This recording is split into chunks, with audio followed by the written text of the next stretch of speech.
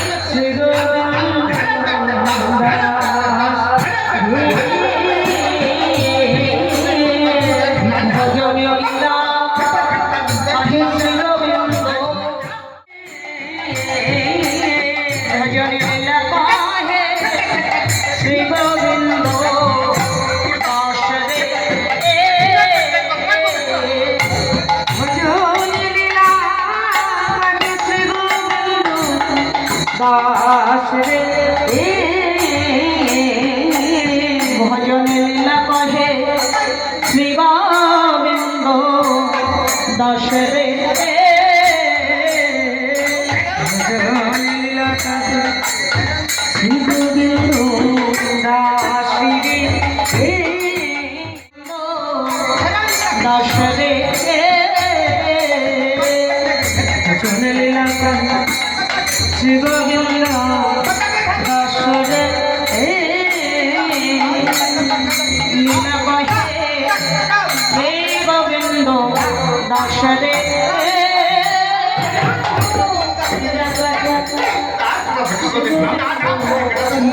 দাস রে শ্রী গোবিন্দ দাস রে লীলা কহে শ্রী গোবিন্দ দাস রে ও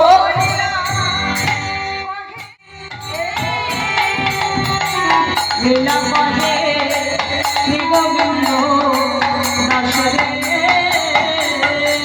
লীলা কহে শ্রী গোবিন্দ দাস রে ভজন লীলা কহে শ্রী গোবিন্দ দাস রে লীলা কহে শ্রী গোবিন্দ দাস রে লীলা কহে শ্রী গোবিন্দ দাস রে লীলা কহে শ্রী গোবিন্দ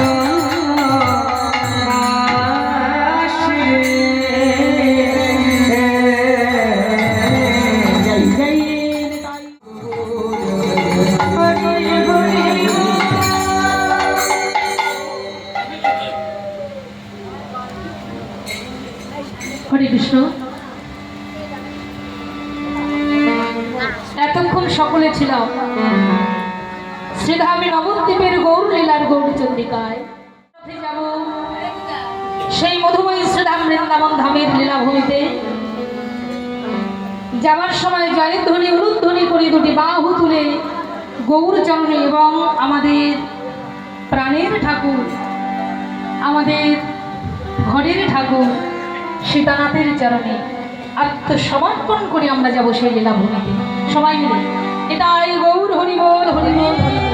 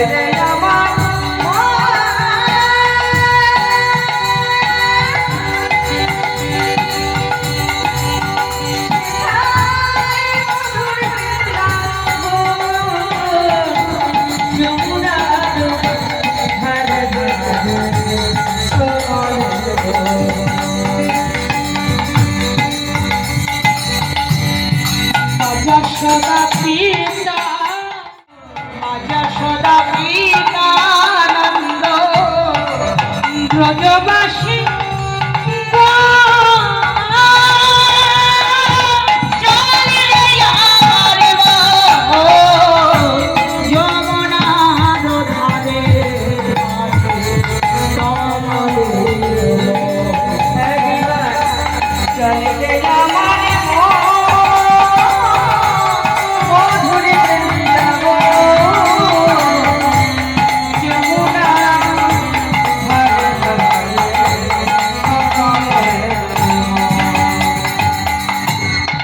ললিতা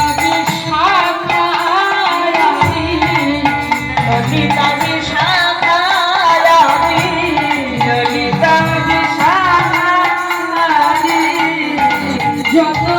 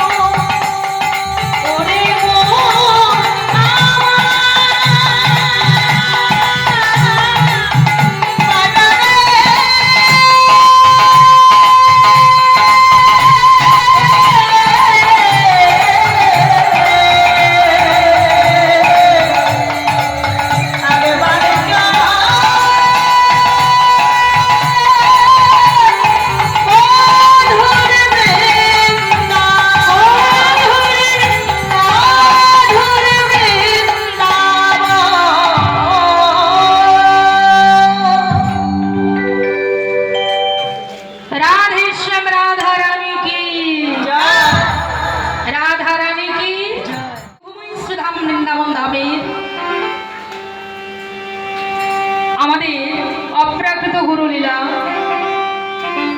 জাতীয় কি মুনি পত্নীগণের নিকটে শ্রীকৃষ্ণের অন্য ভিক্ষা। আজকে বিষয় বিশেষ একটি পূর্ণ দিন। কালকে জন্মলীলা গিয়েছে, আজকে নন্দোৎসব। অনাদি রাধি গোবিন্দ তিনি মথুরাতে কংস কারাগারে দেবকী অষ্টম গর্ভে জন্মগ্রহণ করলেন। পুত্রকে পেয়ে পুত্রের মদন দর্শন করে সন্তানের মদন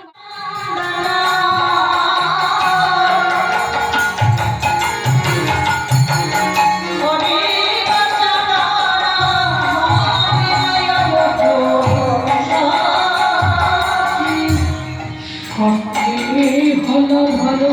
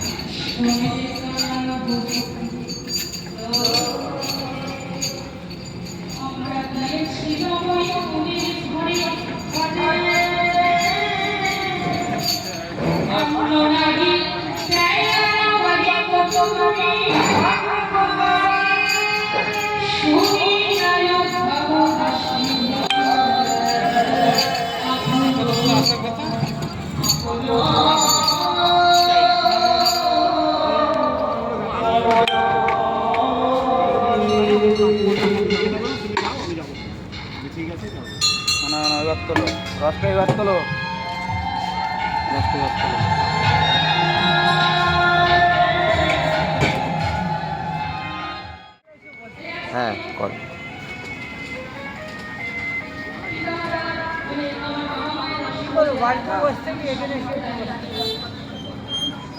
খুবই ভালো, ভালো, খুব সুন্দর।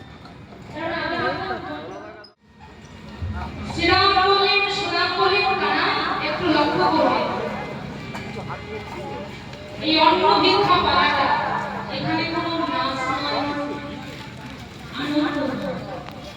এই পালাটা হচ্ছে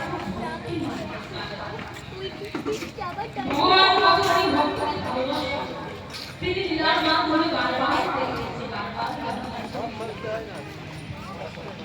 শ্রীরাম বলে তুমি তুই তো বলি অন্য বলে যায় এদিকে আয় বাবা, এদিকে আয়, এদিকে এসো, এদিকে এসো, এদিকে এসো। কোন জায়গায় লেগেছে বলো, কোন জায়গায় লেগেছে তোমার, কোন জায়গায় লেগেছে বলো? ওকে আমি ধরছি, দাঁড়াও, এইদিকে তাকাও। তোমার নাম কি বলো? হ্যাঁ, আচ্ছা তুমি কান্নাকাটি করো না, ঠিক হয়ে যাবে। আর ওকে আমি ধরছি, দাঁড়াও। এই তোকে ধরতে বলছে তো। হ্যাঁ, এই পড়ে যাবি, সবাই পড়ে যাবি, তোরা কিন্তু দুম করে পড়ে যাবি। এই ও খাচ্ছে কেন, কি হয়েছে রে?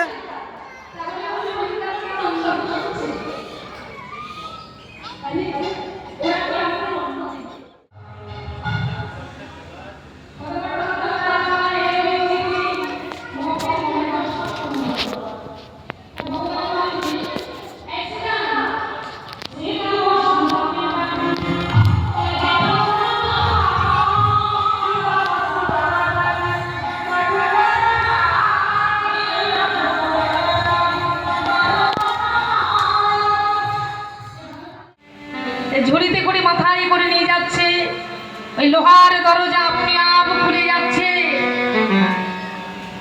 একটি শ্রীকালকে হেঁটে হেঁটে যমুনা, ওই ভরপুর ভাদ্র মাসের থই থই করছে যমুনা, হেঁটে হেঁটে পাড়ি দিলেন। শ্রীকালকে দেখলেন, একটা শ্রীকাল পিতা বসুদেবের সম্মুখ দিয়ে হেঁটে হেঁটে পার হয়ে যাচ্ছে। তা পিতা মনে ভাবলেন, তাহলে ওই শ্রীকাল যখন পার হতে পেরেছে, আমিও পার হতে পারব। তা শ্রী যমুনা পাড়ি দিয়ে আসলেন বৃন্দাবনে। তা বৃন্দাবনে নন্দনে এসে দর্শন করলেন যে মা যশোমতী মায়া নিদ্রায় নিদ্রিত হয়ে আছে। ঝুড়িতে করে মাথায় করে নিয়ে যাচ্ছে, ওই লোহার দরজা আপনি আপ খুলে যাচ্ছে।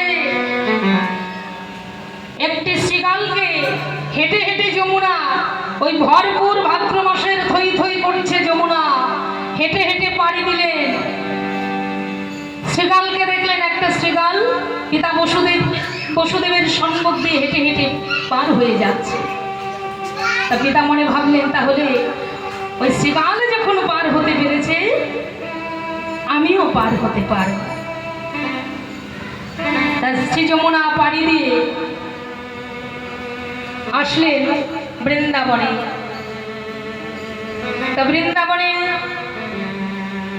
নন্দনে এসে দর্শন করলেন যে মা যশোমতী মায়া নিদ্রায় নিদ্রিত হয়ে আছে।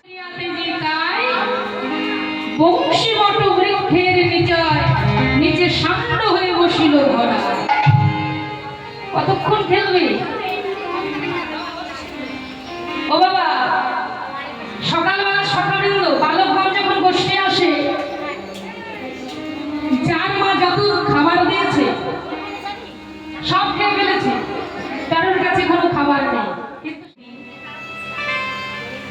নিজ সন্তানকে মা যশোমতীর পাশে শুইয়ে রেখে মা যশোমতীর কন্যা সন্তান নিয়ে তিনি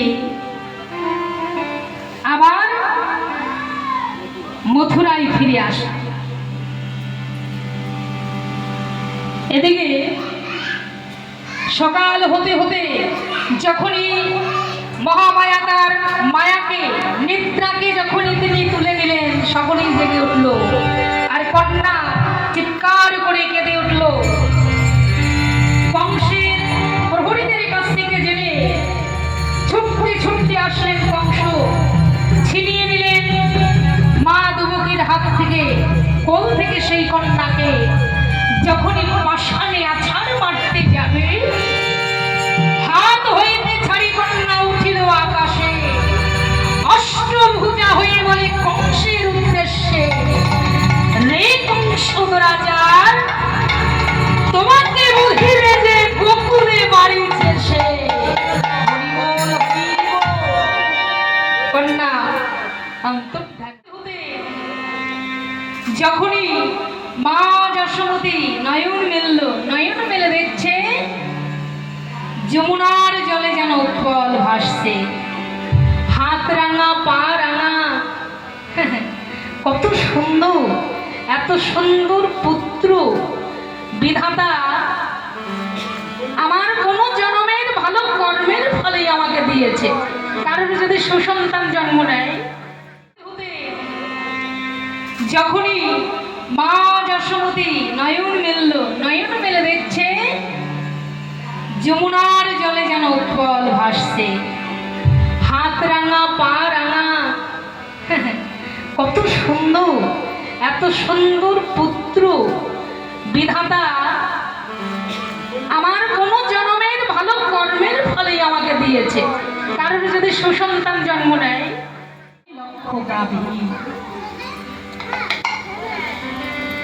তাই আজকে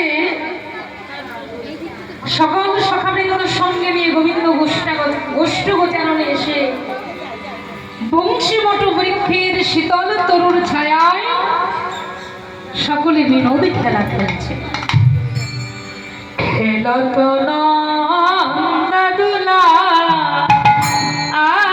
আজু, খেলত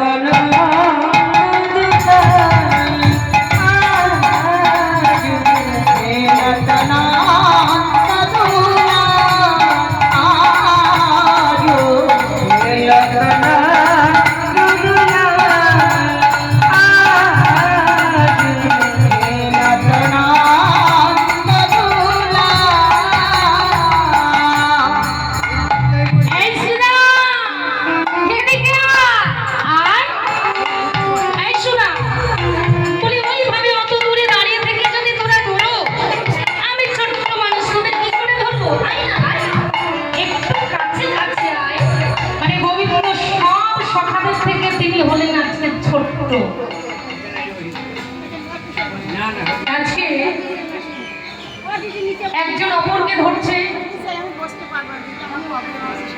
একজন অপরজনের কাঁধে উঠছে, আবার কেউ গাছের পেছনে গিয়ে লুকাচ্ছে, কেউ খুঁজে খুঁজে তাকে খুঁজে বের করছে। আজকে বিভিন্ন ধরনের বিনোদ খেলায়, নিত্য নতুন খেলায় আমার গোবিন্দ